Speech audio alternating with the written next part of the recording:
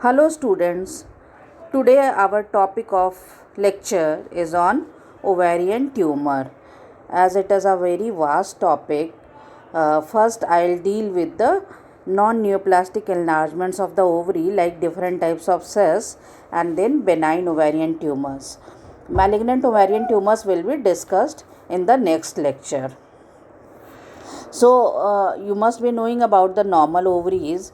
Normal ovaries, as you know, the dimensions are 5 into 3 into 3 centimeters, and variation in dimensions can result from either endogenous hormonal production, which varies with age and menstrual cycle, or exogenous substances including oral contraceptive pills, GnRH agonists, or ovulation inducing medications like clomiphene citrate, etc. in cases of infertility, or GnRH analogs also can be used for ovulation induction.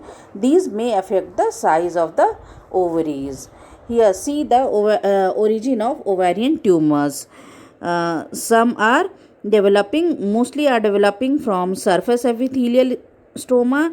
These are serous tumors, mucinous tumors, endometrioid type, clear cell and transitional cell carcinomas.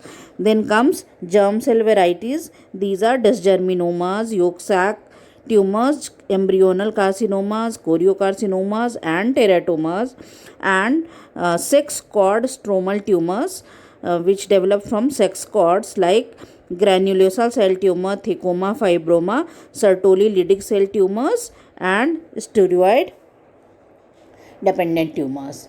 Now coming to ovarian tumors or ovarian neoplasms. So first we have to discuss non-neoplastic enlargements of the ovaries like different types of functional cysts, and then primary ovarian neoplasm and secondary ovarian neoplasm.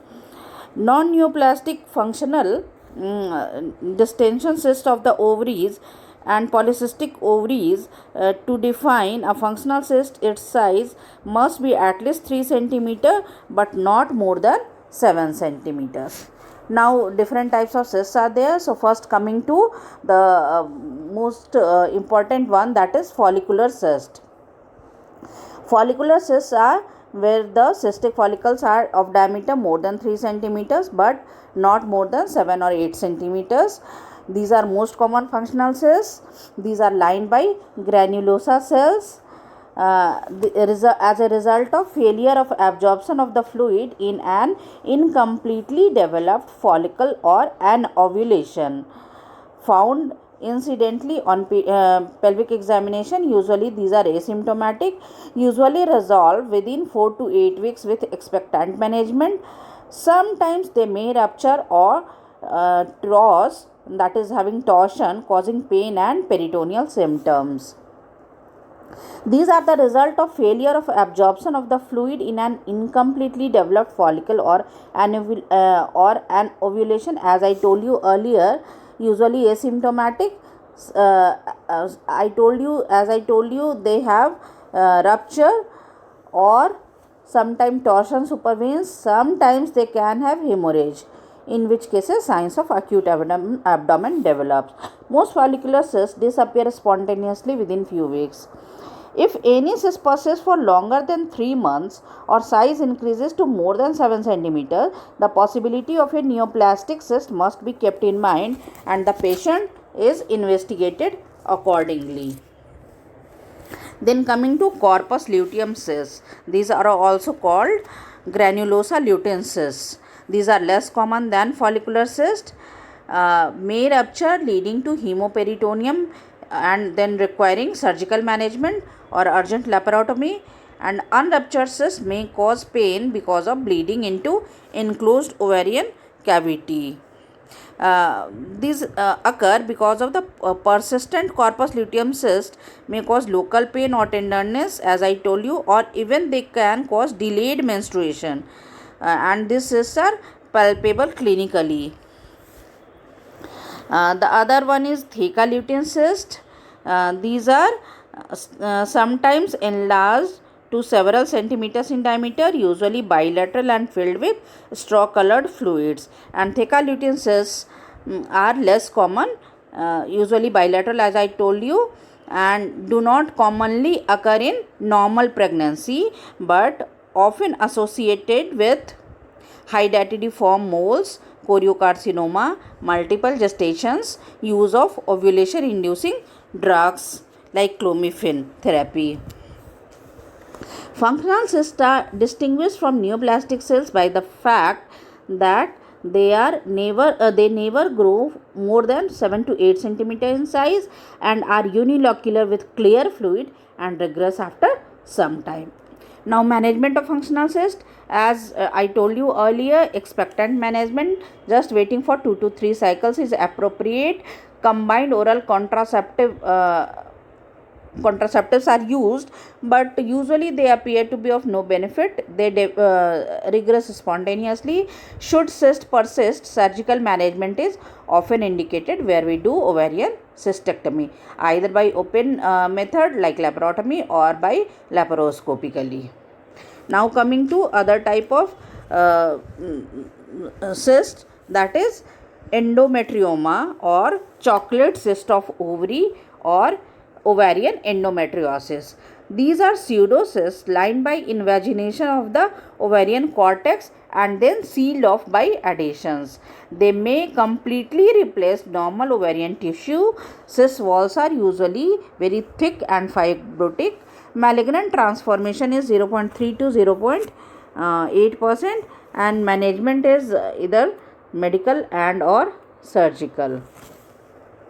Now one I left, that is polycystic ovarian syndrome, where we find polycystic ovaries and macroscopically both ovaries are enlarged, though one PCOS ovary is also diagnostic, and here multiple cysts more than 12 or at least 12 of 2 to 9 centimeter size are located peripherally along the surface of the ovary, giving it a necklace appearance on ultrasound. Now coming to neoplastic ovarian lesions or ovarian tumors. These are either primary ovarian tumor or secondary ovarian tumor. So primary में nature is again divided as benign. This can be borderline or malignant. Malignant ovarian tumor like malignant ovarian tumor or ovarian carcinoma I am going to deal with in later part in the second class.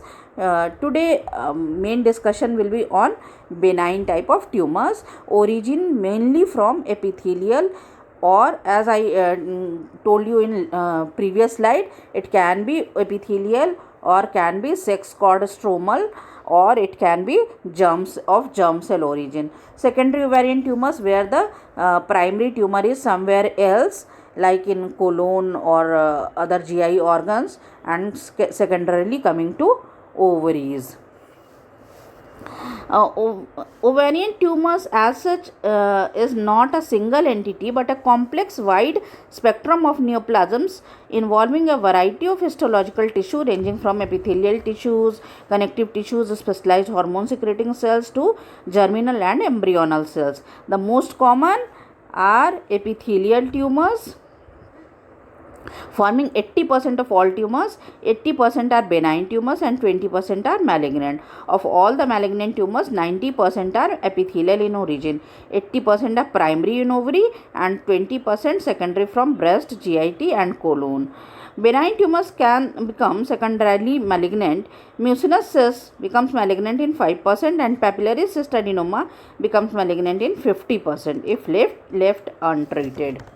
So now coming to primary ovarian tumors of epithelial tumors or epithelial origin, again divided as benign, borderline or malignant.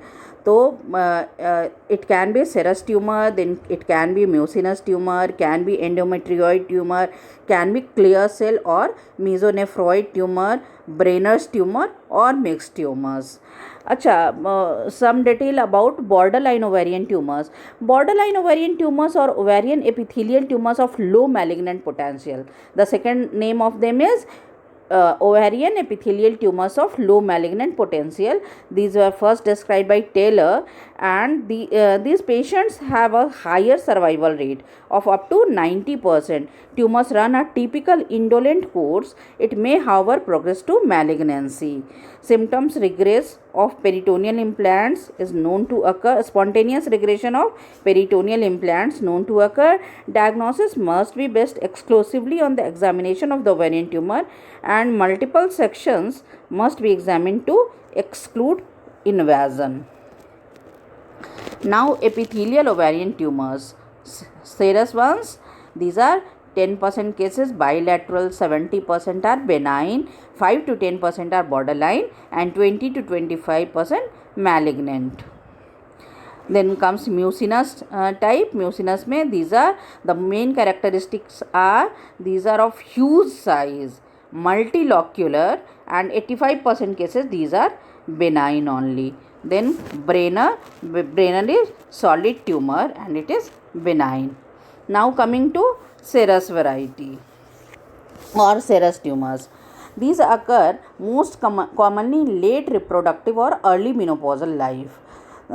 These are divided as either simple serous cyst adenoma or papillary serous cyst adenoma. So, simple serous cyst adenoma, these are unilocular.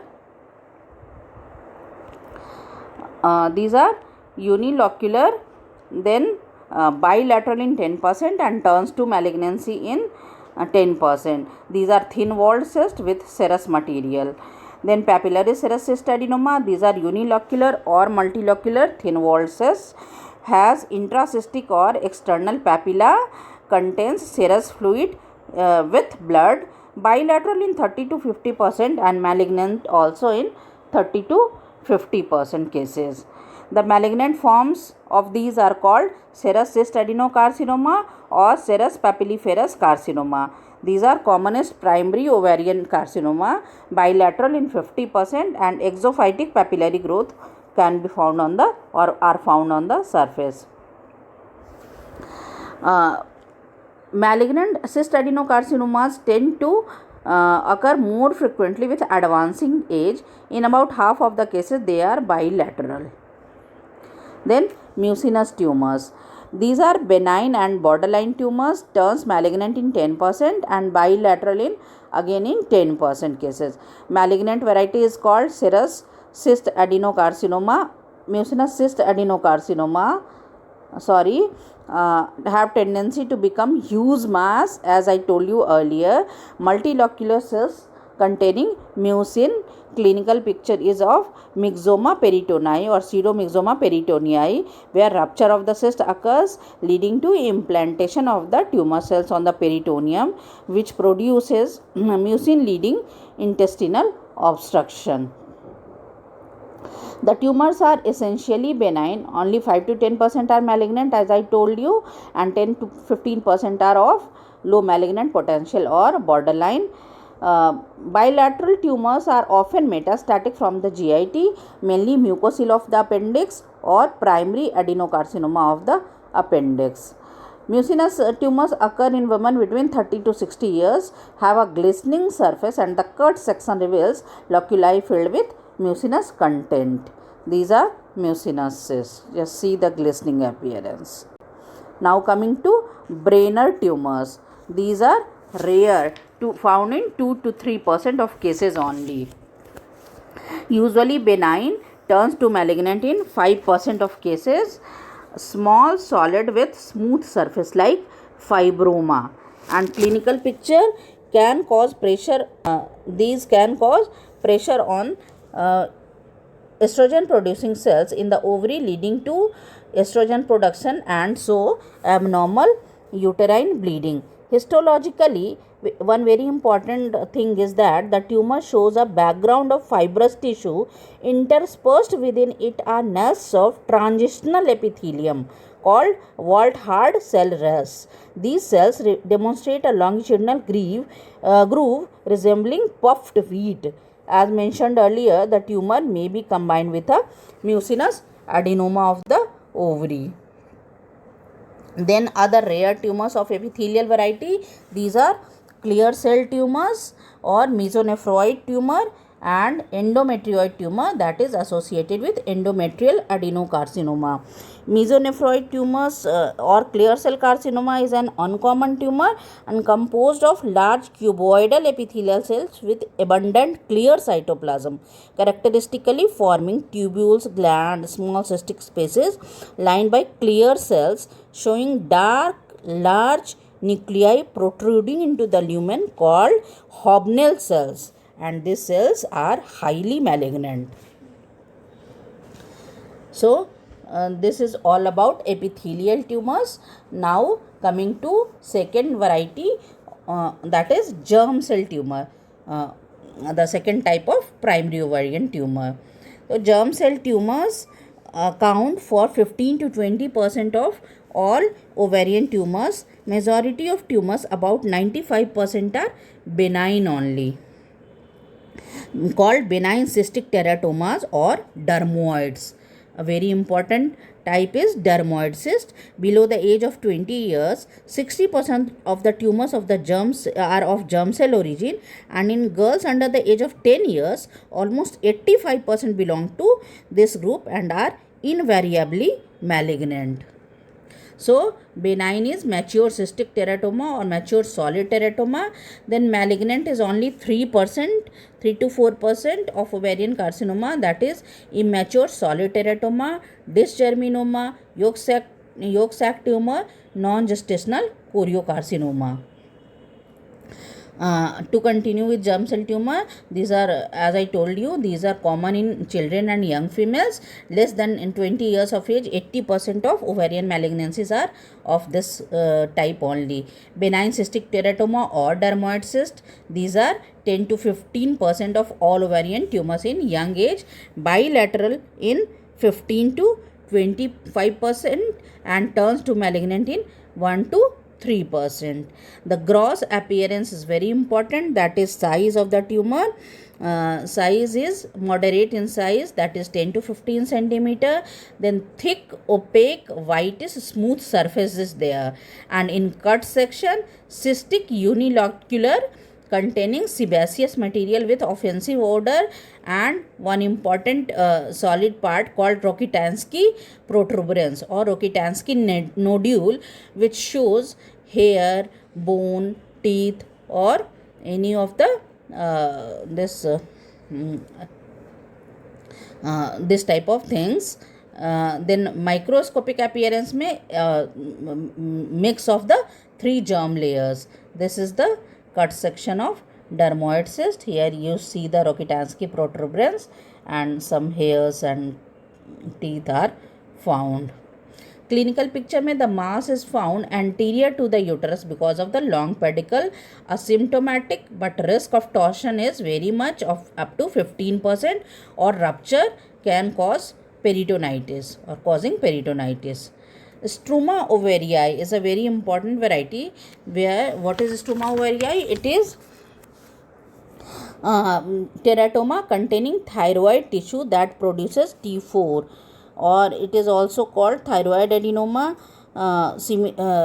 Like thyroid adenoma, the tumor is solid, consisting almost entirely of thyroid tissue and should be clearly distinguished from a dermoid cyst with thyroid tissue in its wall. Then in dermoid tissue or dermoid cyst only, I want to say one important thing, that is the combined tumors tend to arise in patients between the age of 20 to 30 years. And what is combined? Extra ovarian dermoid cyst arises occasionally in the lumbar region, uterovesical area, parasacral region, and rectovaginal septum. And dermoid cyst is frequently arises in association with mucinous cystadenoma to form a combined tumor, part of which consists of a dermoid cyst, while the rest has the characteristic structure of a mucinous cystadenoma, and tend to arise in patients between the age of 20 to 30 years, while simple dermoid cyst has a maximum age incidence between 40 to 50 years. Tumors may, however, arise at any age, and bilateral, as I told you, in approximately 12 to 15% of the cases. Now coming to germ cell tumor, dysgerminoma. Dysgerminoma is very important in view that dysgerminoma corresponds to the seminoma of the testis and accounts for 3 to 5% of all ovarian tumors. It usually arises in young women or in children with an average incidence at the age of 20 years only. The tumor is solid with a peculiar elastic rubbery consistency and a smooth firm capsule. The cut surface is yellow or grey with areas of degeneration and hemorrhage. The tumor is neutral and does not secrete either male or female sex hormones, but placental alkaline phosphatase PLAP, lactate dehydrogenase and beta HCG are secreted.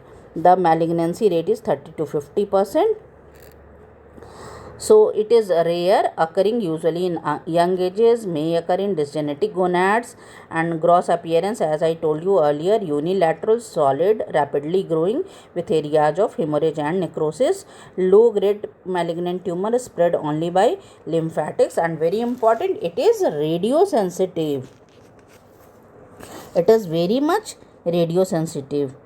The presence of extrapelvic metastasis in the general peritoneal cavity, lymph glands, omentum and liver renders the outlook hopeless, and presence of active invasion of the pelvic area is a very poor prognosis.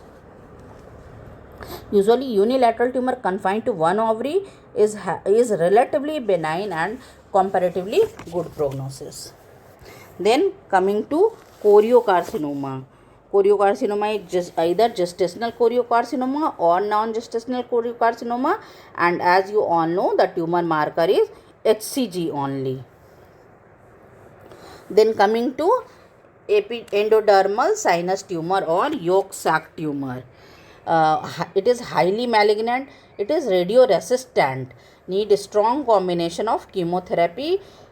Symptom-wise causes acute abdomen rupture or hemorrhage, and tumor marker is alpha fetoprotein. Now coming to sex cord stromal tumors. So the important ones are granulosa cell tumor, which is feminizing functioning mesenchyma, then androblastoma. Androblastoma is virilizing, then gynandroblastoma, thecoma and fibroma. Number 1, that is granulosa cell tumor. These are interesting growths of the ovary composed of cells closely resembling the granulosa cells of the Graafian follicle. These are rare tumor. Gross appearance में solid yellowish with smooth surface, usually unilateral, having low grade malignant potential. Microscopic picture में, as I told you, granulosa cells with coffee bean nucleus, a very important feature. Clinical picture में the tumor produces estrogen. So usually if occurs in pre-puberty age group, can cause precocious puberty. When it is in adult female, it can cause irregular bleeding, or the picture is of like metropathia hemorrhagica. Then in postmenopausal lady, it leads to postmenopausal bleeding. Then very much prone to develop endometrial hyperplasia and endometrial carcinoma finally. These represent 10% of all solid ovarian tumors, and as these are feminizing tumors, so secrete estrogen. And as I told you earlier, इसमें the uterus shows myohyperplasia and cystic glandular hyperplasia, exactly as in metropathia hemorrhagica, and removal of the tumor causes regression of all the symptoms.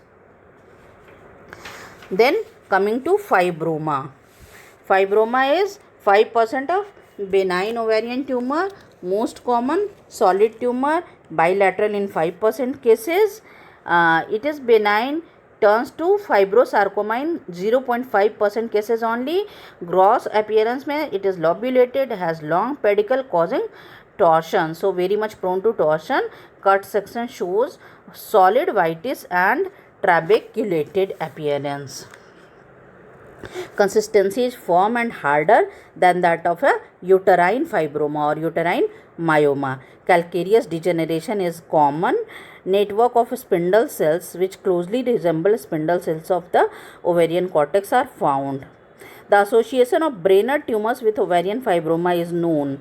The combination of an ovarian fibroma with ascites or uh, ascites, right hydrothorax, and ovarian fibroma is called mixed syndrome, found in 1% of the cases. Then coming to mixed syndrome can occur with other solid ovarian tumors such as granulosa cell tumor and Brainerd tumor. Then coming to thecomas. Thecomas are solid fibromatous lesion, yellow or orange discoloration, almost always confined to one ovary, usually found in more than 40 years of age, 65% after menopause, may be hormonally active, estrogen, androgen, both are secreted as well. Luteinized thecoma, it is found in younger, sclerosing peritonitis and ascites can be found, and Leydig cell thecoma, these are rarely malignant. Then coming to androblastoma or Sertoli-Leydig cell tumors. Sertoli-Leydig cell tumors. These are rare tumors. Gross appearance में usually small, solid, yellow and unilateral. Microscopic feature में Sertoli-Leydig cells are found, and clinical features में production of androgens, very important, or it is also called virilizing mesenchyma. So production of androgens leading to first defeminization and later on can cause masculinization. In women of childbearing age, they may complain of altered body contour, flattening of the breast, scanty and irregular menstruation, ending ultimately in amenorrhea. Later signs of masculinization like increased hair growth on the face, hirsutism appear, coarsening of the features, enlargement of clitoris, and even breaking of the voice may occur. And removal of the tumor reverses the above features except the voice changes. So these are the main important tumors. Then one hilus cell tumor is a rare virilizing tumor arising from cells in the ovarian hilum and has been described in women of postmenopause. One interesting feature of hilus cell tumor is Rinke's crystals in the cells, which is a distinguishing feature of the leading or interstitial cells of the testes. Now coming to, as I told you, the important types of ovarian tumors, we should know the whole classification. So here is the WHO classification of ovarian tumors. So I am telling in detail the classification now only, after we read about the important tumors. So WHO classification of ovarian tumor is: first, common epithelial tumors, where comes serous tumor, mucinous cyst adenoma, endometrial tumors, mesonephroid or clear cell tumors, Brainerd tumors, mixed epithelial tumors, undifferentiated carcinoma, and unclassified epithelial tumors. Then comes sex cord or gonadal stromal tumors. Here comes granulosa cell tumors. Granulosa cells stromal cells tumors में theca cell tumors or tumors of thecoma fibroma group like thecoma fibroma or unclassified. Then androblastoma, where there is Sertoli cell tumor or Sertoli-Leydig cell tumor or hilus cell tumor, as I told you, gynandroblastomas and unclassified type. Then comes lipid or lipoid cell tumors, and the fourth one is germ cell tumors, where in which comes dysgerminoma, endodermal sinus tumor, embryonal cell carcinoma, polyembryoma, choriocarcinoma, teratomas, and mixed forms. Then tumors composed of germ cells as well as sex cord stroma, these are gonadoblastoma, then mixed germ cells and sex cord stromal tumors. Lastly, gonadoblastoma, then unclassified and secondary or metastatic tumors. Then about the risk factors of ovarian carcinoma. The first patient profile or patient characteristic is increasing age and family history of breast carcinoma. Some genetic factors also play a role. These are BRCA1 or 2 mutation and HNPCC syndrome, hereditary non-polyposis coli syndrome. Then environmental factors, where obesity and high fat diet leads important role, where there is unconjugated estrogen amount is high. Then comes reproductive factors, where there is nulliparity, early menarche, late menopause, infertility, polycystic ovarian syndrome, endometriosis, oral contraceptive pills, and exogenous hormone replacement therapy, where exogenous estrogen level is high, or in general estrogen level high is there, high estrogen level is there. Then coming to very important part, that is complications of ovarian tumor. So to deal with complications one by one, the first and foremost is torsion or axial rotation. Torsion of an ovarian cyst is a very common complication and occurs in about 12% cases. Chocolate cyst and malignant ovarian tumors are usually fixed by adhesions. So it is very rare for these ovarian tumors to undergo torsion. On the other hand, para-ovarian cyst and broad ligament cysts are most likely pelvic tumors to undergo torsion. In most cases, the cyst is about 10 cm or over in diameter when it undergoes torsion. Because of the high incidence of mucinous cystadenoma and dermoid cyst, torsion is most frequent seen with these tumors only. As a result of torsion, the vein in the pedicle becomes occluded, the tumors become congested, and there is interstitial hemorrhage in the wall of the tumor and into the loculi. The increased tension causes severe abdominal pain and signs of peritoneal irritation. Subsequently, adhesions form with surrounding structure so that the omentum and intestines become attached to the tumor. On occasions, the cyst may become infected. And what happens after torsion occurs? The woman often presents with acute abdominal pain, fever and vomiting. Sometimes she complains of intermittent abdominal pain referred along the obturator nerve to along the medial aspect of the thigh. Ultrasound shows swollen edematous ovary, globular in shape and free fluid in the peritoneal cavity.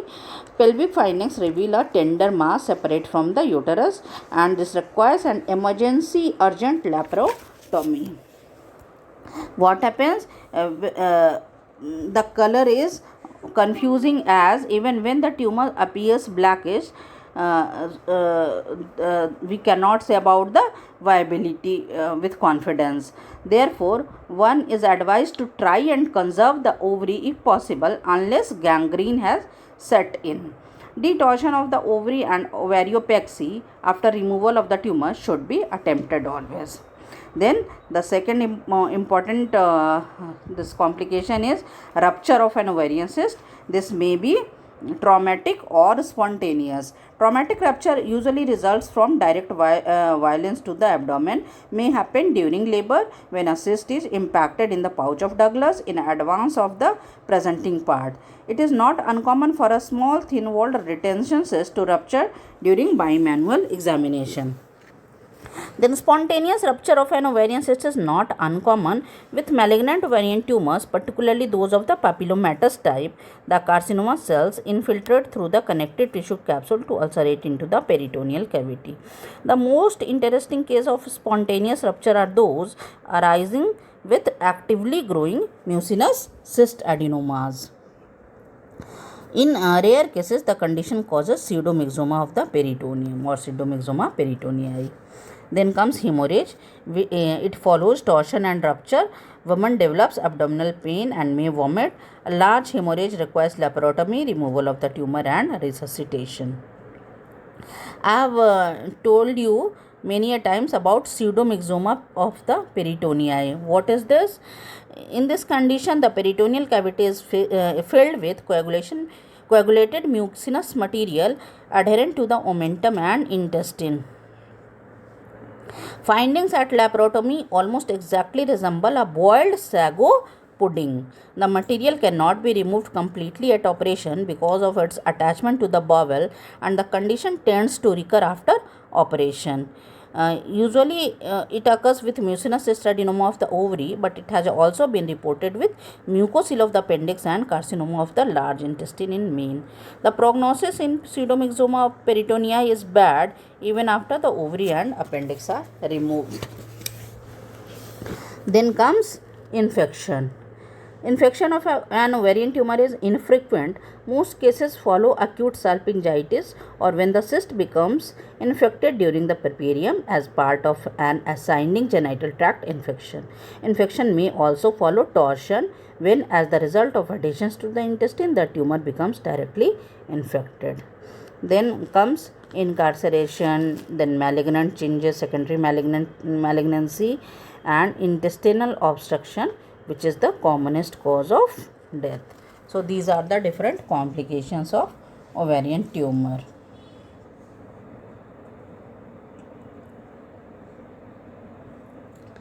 Then now coming to symptoms of benign ovarian tumor. Usually these are asymptomatic, discovered accidentally.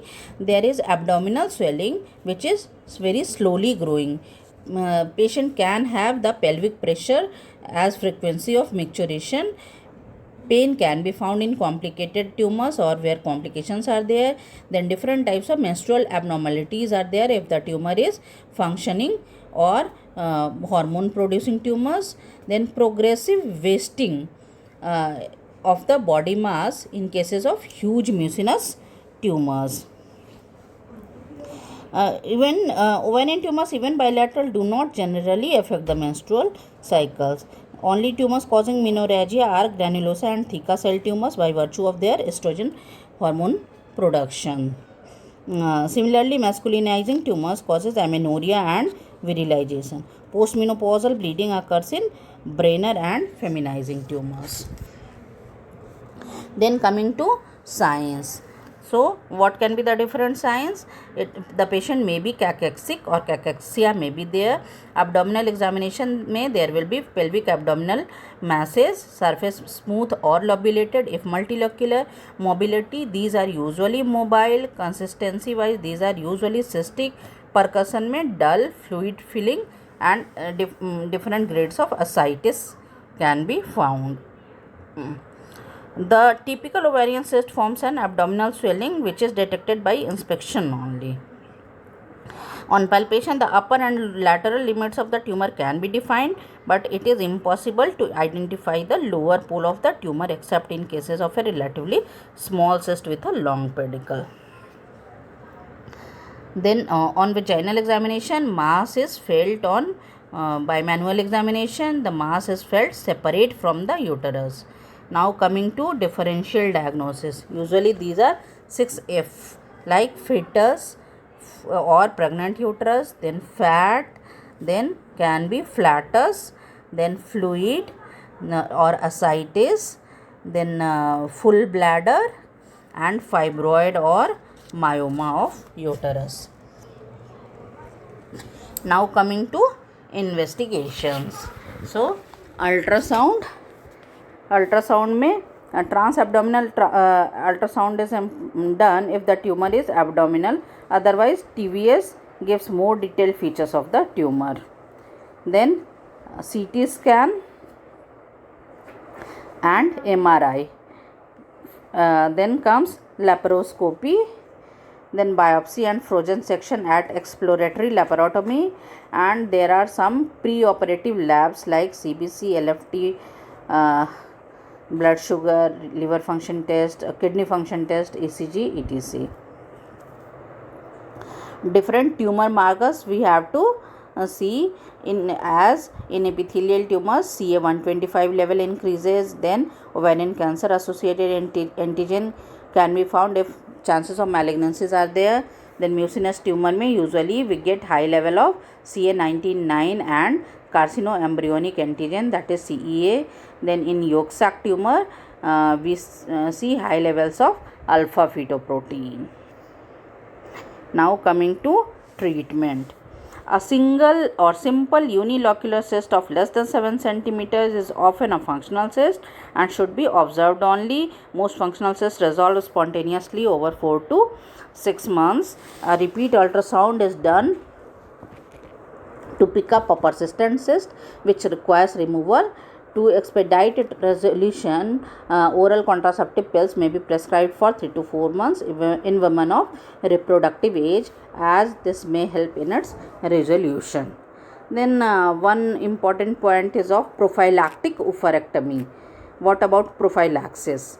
So, bilateral removal of ovaries at hysterectomy is also desirable in a high-risk woman with a family history of ovarian cancer, colonic and breast cancer, previous hyperstimulation of ovaries in cases of infertility, and in a woman carrying BRCA type 1 and type 2 genes.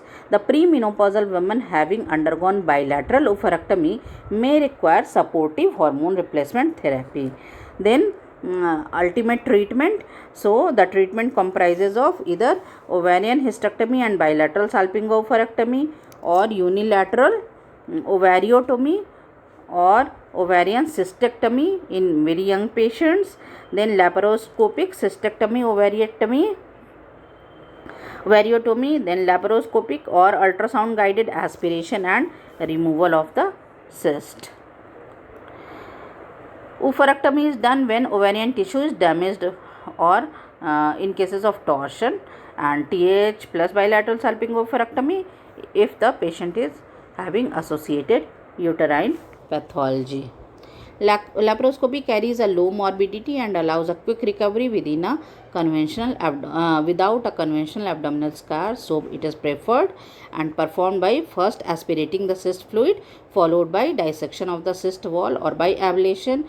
Mere aspiration of fluid is not recommended on account of recurrence of the tumor. So aspirated material or cyst should be subjected to histopathology to rule out the cancer. Ablation of cyst wall carried out with cautery or laser carries the risk of recurrence of the cyst. So while dissecting or peeling off of the cyst wall, it avoids recurrence, so we have to dissect the cyst wall. Bleeding during dissection, adhesion formation and reduction of ovarian reserve are the disadvantages of this technique, but still to avoid recurrence we do ovarian cystectomy or we remove the cyst wall. Thank you, and next will be in next other lecture.